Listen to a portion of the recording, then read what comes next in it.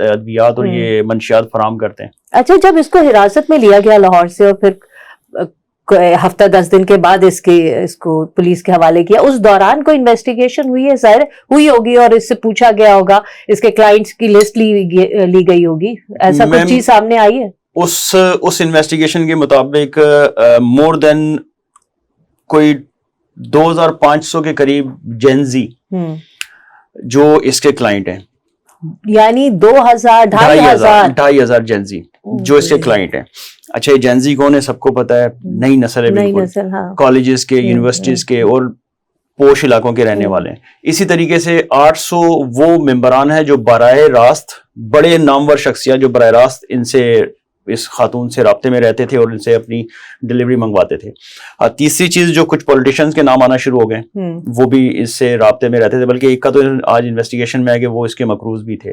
تو جو ان دنوں انویسٹیگیشن ہوئی نا, اس کے مطابق کہ اس کے مختلف شہروں میں 15 ٹھکانے تھے جہاں پر اس کی موومنٹ رہتی تھی, اور وہاں سے جا کے اچھا یہ موبائل سروس, اپنی موبائل بند کیا, پھر موومنٹ ہوئی اور پھر آ کے دوبارہ اس طریقے سے, تو یہ چیزیں کرتی رہتی. اور اس کو اپنی گرفتاری سے پہلے پتا تھا کہ مجھے اب میں, اس کا مطلب نیٹ ورک اتنا اسٹرانگ ہے کہ اس کو پتا تھا کہ میں گرفتار یا کچھ ہونے والا ہے, تو اس نے پہلے ہی کس کی آڈیو لیک ہوئی ہے کہ اس نے میسج کر دیا تھا کہ میرے بعد فلاں رابطہ کریں گے.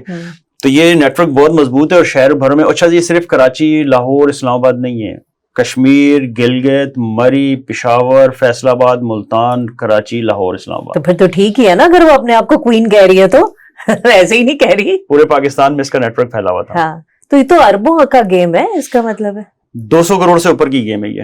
200 کروڑ سے اوپر کی جو ہے وہ ذرائع کہتے ہیں کہ وہ اس میں سرکولیشن تھی, پیسوں کی آنا جانا. اچھا, اس میں یہ میں سمجھتا ہوں ایک بحیثیت کرائم رپورٹر یہ ایک ایسا کردار تھا جو ابھرا اور سامنے آیا, اور پھر سب کچھ اسی کے کندھوں پہ آ گیا. لیکن اس کے ارد گرد اور لوگ بھی بہت ہیں جو اس کے بینیفیشریز ہیں. جیسے وہ لاہور کے ایک انسپیکٹر صاحب ہیں, انہوں نے جب اس کو پکڑا تو اس سے مبینہ طور پر 5 کروڑ سے اوپر کی رقم بھی وصول کر لی, اور پھر اس سے گھر کا فائدہ بھی لیا, اور ایون کہ پھر اس سے شادی بھی کر لی, اور لے کے اس کو رہا کیا, اور بعد میں پھر انہوں نے شادی تو بعد میں کی, لیکن وہ فائدہ لے چکے تھے. ایسے ہی اس کا بھائی یہاں پر پکڑا, ایک ہیڈ کانسٹیبل ہے کامران, اس نے اس کو حراست میں لیا اور اس کو ایک چوکی میں منتقل کیا, اور اس نے بھی اس سے پیسے لیے, 30 لاکھ روپے لیے, پھر بعد میں بھی لیے.